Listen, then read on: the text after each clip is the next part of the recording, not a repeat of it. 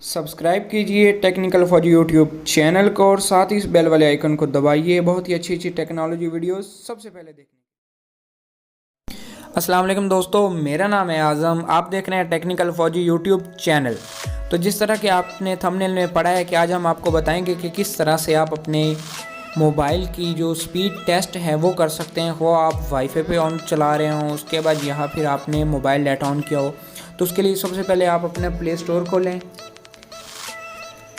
एक application search करें speed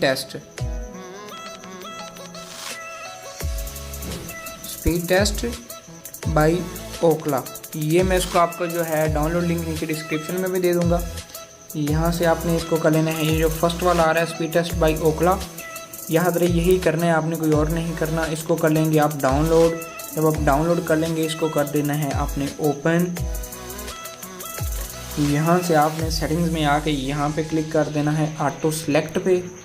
ठीक हो गया। यहाँ पे फिर स्पीड टेस्ट पे आके यहाँ पे आपने कर देना है टेस्ट पे। यहाँ पे अभी टेस्ट करेगा दोबारा। ये देखिए अभी मेरे इंटरनेट की स्पीड आ रही है।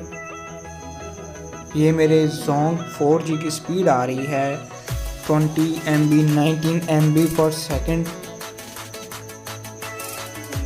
और ये अब अपलोड स्पीड आ रही है, कितनी है जनाब, 13 14।